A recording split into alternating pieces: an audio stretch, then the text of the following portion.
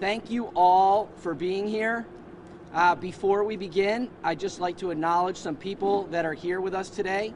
Laura Mangini and Ryan Alekman, co-lead counsel in this case from Alekman DeTuza. Cheryl Coakley-Rivera, we all know. Judy Potter, Tom Kennefick, co-counsel in this case, and Registrar of Probate, Rosemary Sakamani. Last week, we announced the settlement of the courthouse case. And earlier this morning, we released the terms and conditions of the settlement. And we're here today to say that we are thrilled to announce this settlement on the eve of trial achieves all of the major goals that were sought when this lawsuit was filed. For decades, there have been serious safety and health concerns associated with this courthouse. Many of those concerns were known by numerous trial court managers and supervisors whose primary duties and responsibilities were to protect the health and safety of the people that use this courthouse. From the disproportionate number of documented ALS and cancer cases to the alarming number of courthouse employees that reported suffering from a variety of respiratory problems. Finally, it all just reached a tipping point and exploded about 9 months ago when there was a massive mold outbreak in the courthouse that put everyone's health at risk. We all know that if this courthouse was located in Boston or just about in any county east of Worcester, it would have been torn down, courthouse operations and employees would have been relocated, and a new, modern, more efficient courthouse would have been built a long time ago. Unfortunately, leadership from Boston has shown no respect for Western Mass, and it continues to frustrate all of us. Western Mass deserves better. Western Mass deserves to be treated equally to those from the eastern part of the state, and that applies to worker health and safety and the repair and replacement of courthouses. Unfortunately, community leaders and elected officials like Cheryl Coakley-Rivera, like Judy Potter, like Dylan Bond, had to file this lawsuit, not to obtain money or any benefit for themselves, but simply to get the attention of those in charge from Boston and to get answers to basic questions that had been lingering for years. Over the past 9 months, we gathered documents, performed mold and PCB and fiberglass testing, and got the answers to the questions and concerns that the plaintiffs, other employees of the courthouse, and the community had been asking for a long time. You're all already aware of the results of the testing, including the presence of toxic cancer-causing mold in various places in the courthouse. Since that time, under the guidance of experts and with the help of the plaintiffs and other community leaders, elected officials, and unions from this area who stepped up to the plate, like Sheriff Nick Kochi, a true leader, Registrar of Probate Rosemary Sakamani, a true leader, Senator Adam Gomez, a true leader, District Attorney Anthony Gallooni, a true leader, and Congressman Richie Neal, George Neal of OPEIU, a leader, NAGE IBPO, CPCS, and ACLU, and the Hampden County Bar Association were all involved and took leadership roles in this case. We demanded a safe place for people to work and to conduct courthouse business. We demanded comprehensive, extensive, and detailed mold, fiberglass, PCB, and other testing. We demanded repairs to the courthouse. We demanded that Boston look into giving us what we deserve, a new courthouse.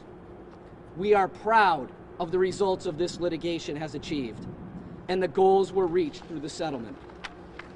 The settlement requires, among other things, with regard to the HVAC system, installation of air supply diffuser filters on all ventilation units in the courthouse, which our experts say will filter out any mold or fiberglass that might be existing in the HVAC system before it hits the breathable air.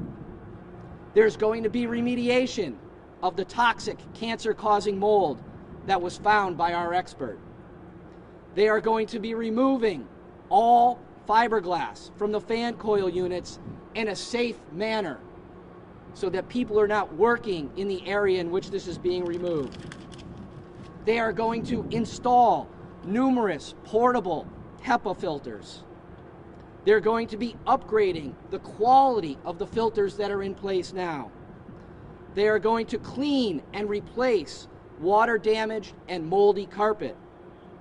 They are going to conduct weekly air sampling and provide those results in a transparent manner to the individuals who work in the courthouse and the community. They are going to put in place an operations and management plan for mold and fiberglass. They are going to replace ceiling tiles that have been stained and water damaged and moldy and sitting up there for years. They are going to inspect and repair the roof. Exterior windows will be caulked when needed. They're going to continue with a dehumidification project. And they are going to train their employees on mold cleanup. Also, importantly, they are going to conduct a deep clean of the building with a third-party vendor that all parties agree upon. This courthouse will be closed from the Friday before the 4th of July all the way through and including the Tuesday after the 4th of July so that a third party can come in and do a deep clean of the entire building. And that means things like desks, keyboards, computers, light fixtures, windows, door handles, blinds, and railings. While the courthouse is closed, the people who work in this building will be paid. We are hoping that when they come back to work, that it will be a cathartic experience for them when they come back into this building and see how clean it is. There are many other things as part of this settlement, including the employees will get an opportunity to participate in an occupational health and assessment evaluation to look at whether any of the conditions that they have are related to this courthouse. There will be a feasibility study for a new courthouse here in Hampden County that is scheduled to be completed by June of 2023. If this building ends up being renovated with the $91 million, the employees will be moved out to a temporary location. They will not be in this building while those repairs are being made. We will have a settlement coordinator to help to enforce all of the terms of this settlement, and it will be somebody that individuals in the courthouse can report to confidentially if they have any problems or concerns going forward. Before this case started, all of the above was either never going to happen or was not going to happen for many, many years. And there was zero chance of a new courthouse. In the end, we are very confident that once these measures are put into place over the next few months, the mold and fiberglass issues that have plagued this courthouse and these employees for a long time will no longer be a health and safety concern for them and members of the public that have to use this courthouse. We remain very hopeful that once the feasibility study is conducted and new leadership is in place, they will see the value and importance of investing in a new and improved and modern courthouse in Hampden County, rather than spending more than $91 million to repair an old and outdated building. We will continue to scrutinize the steps that the trial court is required to take as a result of this settlement. and we will continue to hold them accountable if they fail to follow through. And we will mandate that they continue to be transparent with people that work in the building and the Western Mass community. Before we conclude our prepared statement, we would like to state the obvious, that none of these results could have been achieved without the courage and leadership of the named plaintiffs, Cheryl Coakley Rivera, Judy Potter, and Dylan Bond, who came forward, stepped up to the plate, showed their courage, agreed to take on the challenge the trial court, and attempt to hold the leadership in Boston accountable. We'd also like to thank the lawyers at the Attorney General's office, Julie Green, Phoebe Fisher-Groban, Liz Kaplan, and Adam Hornstein for their tireless efforts and help to help the parties reach this comprehensive settlement agreement. Finally, we would like to thank retired Justice Spina for his time, his effort, his energy, and for agreeing to come out of retirement to take this matter on for the benefit of the community. We'll now take any questions that anybody has. Thank you so much. How much will the work described in the settlement cost? We don't know exactly what it's going to cost, but it's going to be, it appears it's going to be in the six figures in terms of the amount of money. You start out by saying a settlement reached all your major goals. What were those major goals? Making sure at all times that this courthouse is going to be a safe place for people to work and people to come.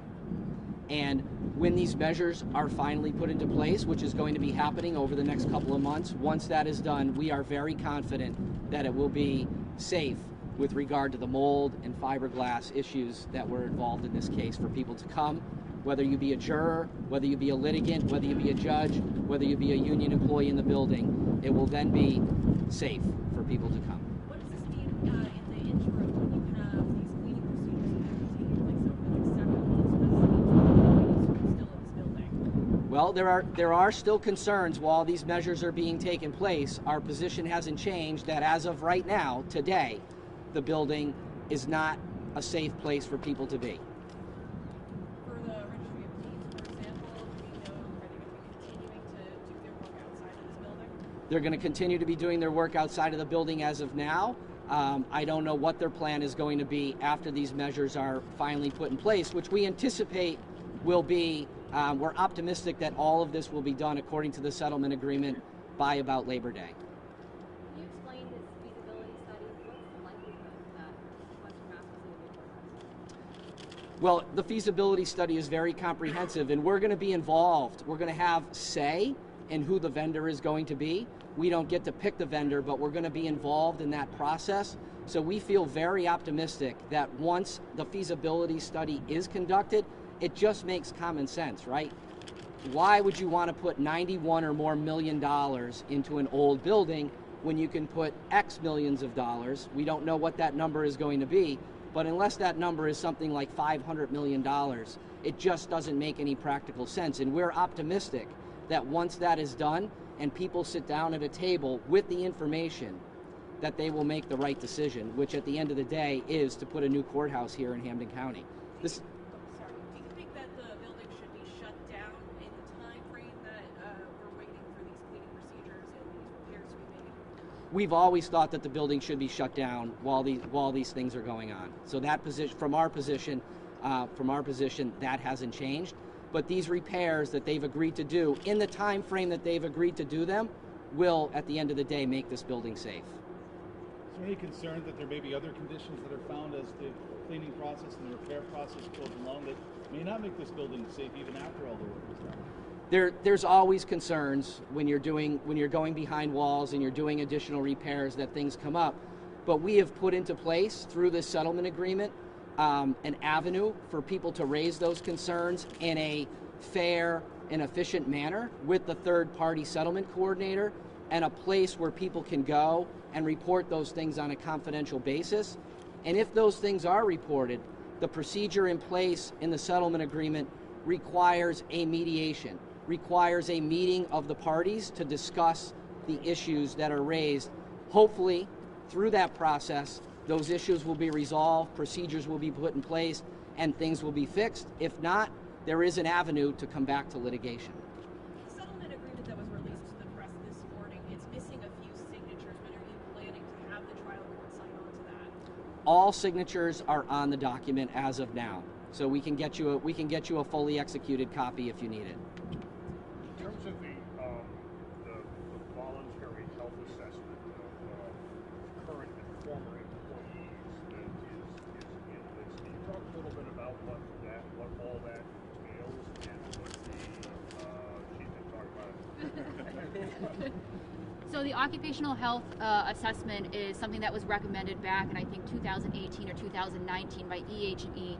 It's very similar to an epidemiological study that we've been requesting, only it's something that can occur much quicker and come up with recommendations and potential next steps. It's going to be open to both current employees and former employees of the courthouse to submit, I believe, their medical records, talk to the third-party vendor, explain what's going on, and it will help determine what the causes are, if the environmental conditions of the courthouse in the past or present are causing their health conditions, and it will also make recommendations going forward as to what next steps should be. So would their health costs be covered in the event that they do find something that's linked to the conditions that they've worked in?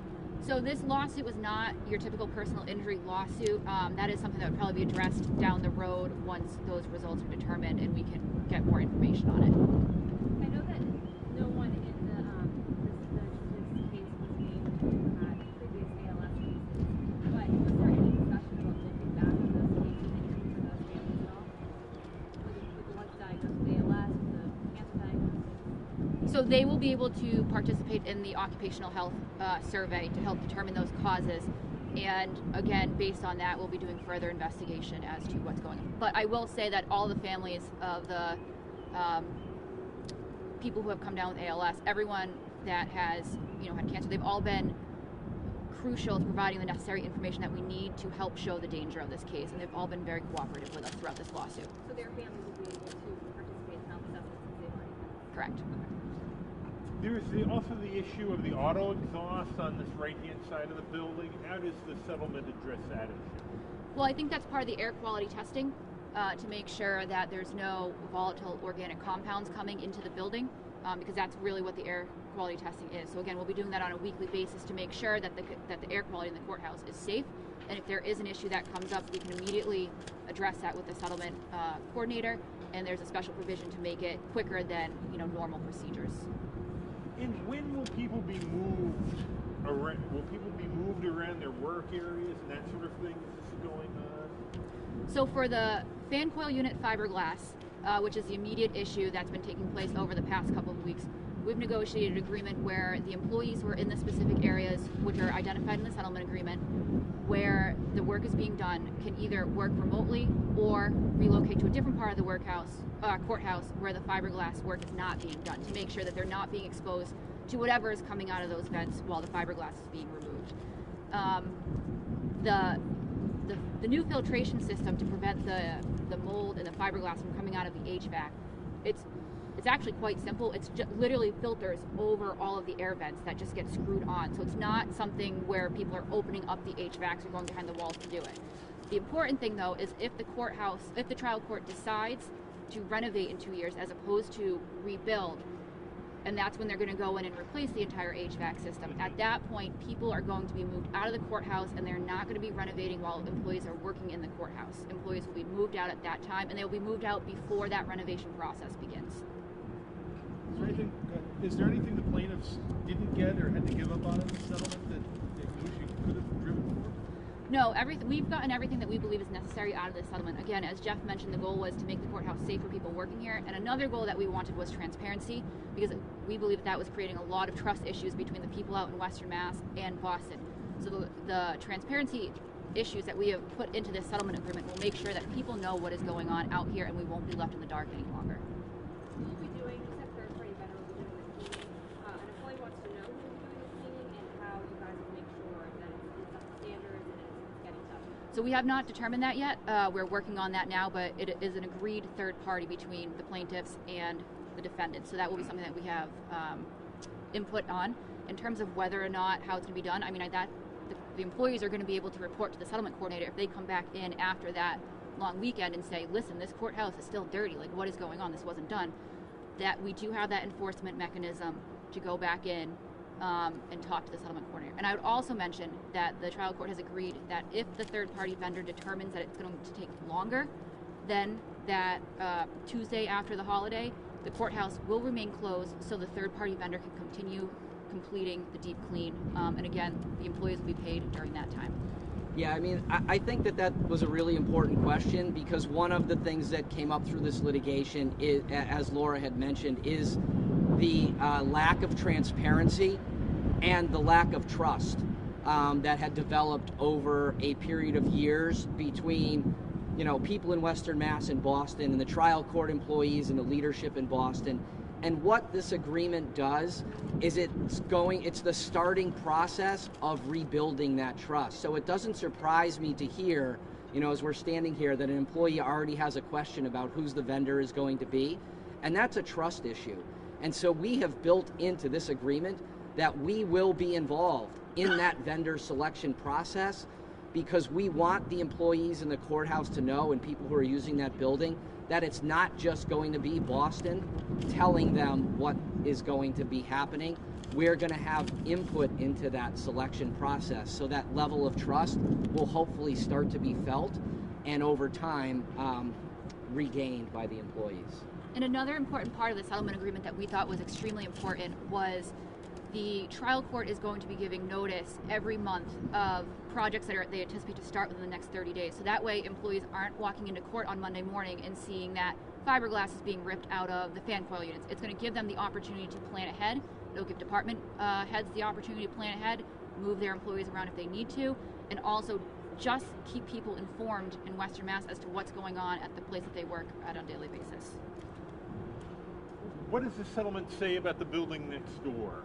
Because I know the ventilation systems are under our feet in Connecticut. There's nothing in this settlement agreement that directly relates to the next door building, referring to the housing court and the juvenile court, other than what you mentioned. To the extent that the HVAC system, there's going to be, in this building, we're going to have everything in place to make sure that the anything that might be contained in there is going to be diffused out before it hits the breathable air. It seems like some other concerns is that the people who, like you mentioned, that the maintenance staff will be getting trained. The concern from employees is that that's what's been going on. Those people who have been cleaning, in their opinion, they obviously did not do a great enough job. So if we're using, current maintenance staff, current, management, how will we make sure that this doesn't happen again and this doesn't continue? So the training for the staff is going to be on minor mold remediation, because obviously it's not safe, and we don't expect facilities and maintenance people in this building to know how to handle a mold outbreak like we saw last September. We also worked into the settlement agreement that the unions will be working with the trial court to determine that operations and maintenance plan and prevention plan that we talked about, and also the training. Again, if it's something where it's not working, we have that enforcement mechanism so that people can go in, report to the settlement coordinator, and the settlement coordinator can say, hey, what you're doing is not working, so we got to come up with something else to fix this. Yeah, we're using, the settlement agreement requires the use of third-party vendors for anything that's major or above and beyond what is your regular maintenance. And so we're improving through this settlement agreement the day-to-day maintenance of the building through the additional training that people are going to get, and then of course any of the major issues that need to be cleaned up in there are all going to be done by third-party vendors that are mutually agreed upon for the most part by the parties. Were employees notified of this settlement as well this morning? That signed it, were they given something? It was sent out to the local unions, and it was also sent out to the Bar Association to distribute to any member of the Hampden County Bar Association. What happens next? Well, I mean, the next steps are that the settlement agreement begins to be enforced, and that starts to take place sort of ASAP.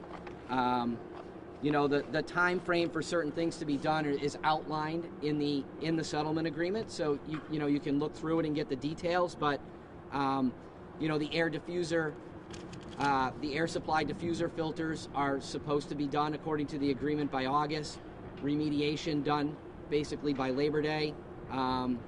So the earliest thing is the dehumidification project is going to be supposed to be done, is planned to be done by the end of June.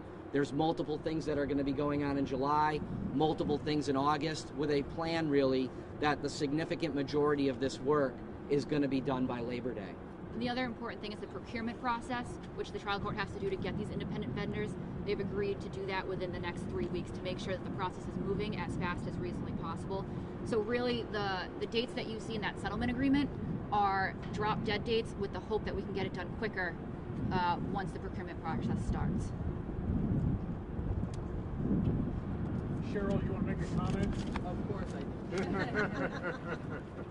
do. I'm standing over there and I'm thinking of a colleague that I used to work with, and I was told by a friend of mine that she had a mastectomy right after she retired, and she worked in this building for decades. She's doing okay, but we can tell you story after story after story of people that have been sick, died, disabled because of the conditions of this building. And a little research, 1982, I believe the court officers filed a grievance and asked their union, and I believe OSHA, to conduct an air quality test because so many of them were getting sick. 1982, I graduated from high school, 44 years ago. So as we can say, this is exactly what we wanted. How sad is it that we are in Massachusetts, the Democratic capital of the world, where we fight for workers here, right? We care about our workers in this state. Yet Western Mass, through numerous leaders, numerous governors, continue over and over again to turn their backs on Western Mass, in particular this courthouse. I do want to thank the attorneys involved. They were not paid. They worked tirelessly, like hours, and I mean, I can't even imagine. Like we were on the phone 9, 10 o'clock at night sometimes, either through mediation or with the other attorneys, or, I mean, that's what it's about to be a lawyer, right? To care enough to put your name out there, to put your reputation out there and fight, not for wages, not for personal injury claims, but fight for quality of life and health issues concerning this courthouse. And they stepped up to the plate. This was a TRO, right? This was either shut down the courthouse or keep it open. Could have been like, what, an hour? It turned into months, and negotiations and settlements and getting the unions involved, the bar association. I mean, people just all stepped up to the plate. And unfortunately, the workers are scared, and they couldn't. They were scared, and I understand that. So I do want to let the attorneys know that I truly appreciate. I started working here in 1984 as an intern under Matthew Ryan. So I truly appreciate the work that they put in. And yeah, ideal situation is to build a new courthouse, right? So the Attorney General, this case is over. Now the Attorney General of Massachusetts is Maura Healey. She is running for governor. So I call on her to make a commitment to build a new courthouse in Hampden County. It's not complicated. I've been a legislator for over 15 years. I know the wheels of justice, the wheels of bonding and issues like development can be done decades or in days. So I call on Maura Healey. I know that she is very concerned about Hampden County and the quality of life, but I call on her to make a commitment. She can make that now. there is no conflict. So I call on her to make a commitment to build a new courthouse, regardless of what the trial court says, because she doesn't need them. When and if she's governor, which I believe she will be governor. Do you plan to return to the courthouse once, let's say after Labor Day? Yes, yes. And obviously the air quality test will be conducted every week. We'd like to get back in here. Partial, full. We miss people. We miss our friends, our colleagues, and we had a beautiful office. It's a beautiful office. Unfortunately, it wasn't safe, and it wasn't safe for me to have anybody work here. And I feel for those that still have to work here. I really, really do. But my employees, I'm responsible for, and so obviously we're going to stay out until I feel it's safe. We do go in occasionally to do some work, but we're going to stay out. Safe to say you're happy with the settlement? I'm very happy with the settlement. Keep in mind, like 1982, nothing has happened. Nothing. So go back 44 years. So absolutely nothing has happened. Everything that has happened is fallen on deaf ears. The complaints, the filing, the this, the that. The only time, even with the mold in the building, keep in mind, there was mold everywhere. They kept it open. The only reason why they shut it down is because everybody was leaving. Other than that, they would have just, I mean, their answer to everything is Windex and pledge. That's their answer. Windex and pledge. We're good, thank you. So now, we file a lawsuit, right? So guess what? All of a sudden, from nothing wrong and just clean the windows to $100 million worth of problems. Like, how did we get there, right? How did we get there? Because of the lawsuit. That's the only reason why they responded.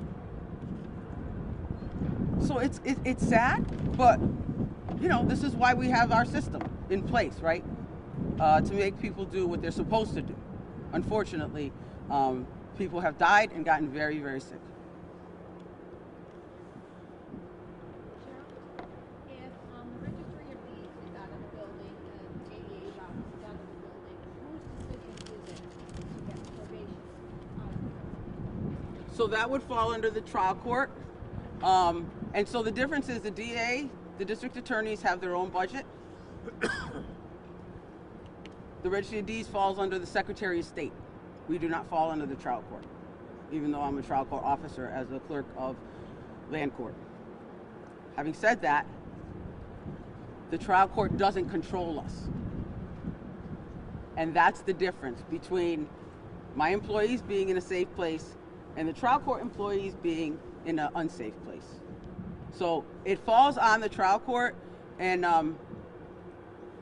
hopefully, and keep in mind, I cannot file another lawsuit regarding this, and my good friend Judy Potter, but there's 500 other employees in here that can.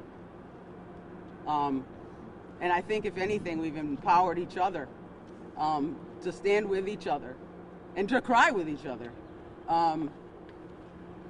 to come forward. So, you know, my days are over, but I got 500 more in there, my friends and colleagues, that they'll file in a minute. They'll file in a minute. How difficult has it been on your office and the public who needs to do business with your office not being here and being in other locations in the county? Actually, the public has been very, very supportive.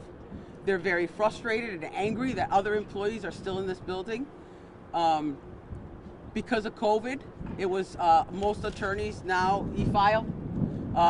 So that transition to maybe drive to Westfield wasn't a big deal for them. And in terms of anyone else that needed to file or ask questions, my staff will literally meet somebody on the street. We'll go to your house. I mean, we work for the people. And if you knew me as a state rep, you know I would do anything. Anything to make sure that, you know, we get the job done for the people, regardless of what that is. But the community, the lawyers, they've all been very supportive of our transition. Cheryl, they also said that they have location availability in multiple places, but Mayor Sarno was never notified by anybody.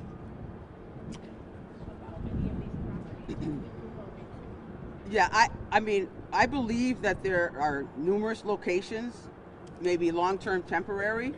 The governor just filed a bill with federal money due to the COVID, and about economic development in towns, in downtown areas. I'm not sure why you couldn't take $200 million of that money and build a courthouse. I mean, nothing more important than 500 employees still working in downtown area, right? So there's a lot of ways and places that we could go. We could go. A lot, actually. And I can name several. So, you know, again, we're getting a new governor, and hopefully with that governor, there will be changes, obviously. Republican administration versus a Democrat administration. So hopefully we will get a new courthouse. I'm pretty optimistic about that. All because of this lawsuit. Like, all because of this lawsuit.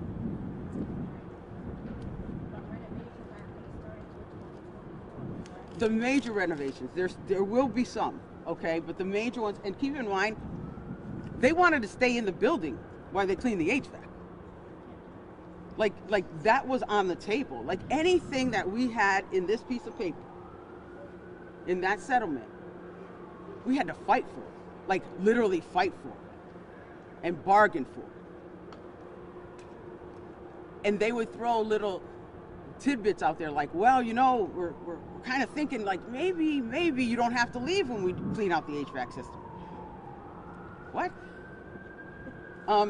So that's where we're at, right? So we've come full circle with a lot of work, a lot of time, a lot of commitment, and so we've got a commitment that we're leaving when they do certain levels of cleaning, and you know, it is a trust issue, and the attorneys knew that I was concerned with that. Hopefully there'll be changing of the guards here, because clearly the director of maintenance, he didn't do his job for decades. I'm not convinced that he can do his job, and I believe he should be either reorganized out of here or replaced permanently, because there's no way that you can go from there's nothing wrong with the building to $100 million worth of problems overnight. Like somebody wasn't doing their job, right? And as long as they didn't report any problems to Boston was very happy with that. And then they didn't have to do any work here, right? So I think accountability is a big issue for our trust issues that we have with the maintenance personnel here. And I'm not talking about the daily maintenance. Okay, those guys are wonderful. I'm talking about administration. Okay, let me just clear that up. So hopefully they will reorganize because it's embarrassing for the trial court, quite honestly. That you go from nothing wrong with the building, we'll just clean up a little mold, to $100 million. And that's because of DCAM. Can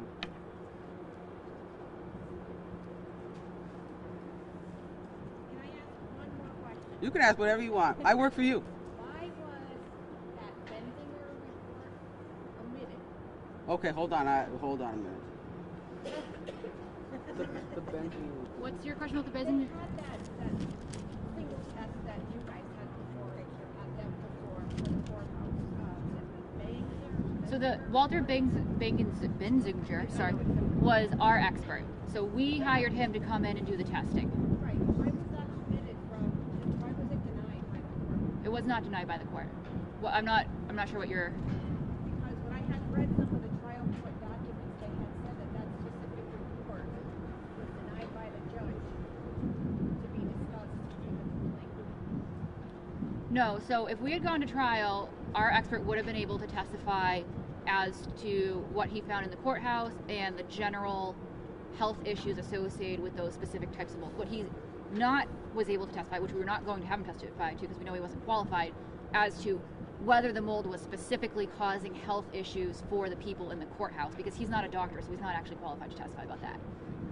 And we had an additional expert to testify to that particular issue. That this building should be considered a sick building, and that the number of ALS cases in this specific square footage was very significant when you look at numbers of ALS cases across the globe, actually. So. One more question for both of you. How is this settlement better than going to London? Or is it? What's that? It's an up or down vote. Close the building, keep it open. TRO. Yeah, this is better. We got through this result, we got much more than I think you could have ever really gotten at trial. I mean, all of the things that are included in that settlement agreement are not things that were part of this case. The part of this case was, as Cheryl just said, it's an up or down, close the building. I mean, look at all of the things that are included in that settlement agreement that this community got and that these employees got that could not and would not have been ordered from the court, including the feasibility study, the air diffuser system put in there, the training and maintenance of the employees, the occupational health survey. So it is, as Cheryl said, as we've said, it achieved all of the goals of the lawsuit and more. So we're very happy with the result that we got in this case.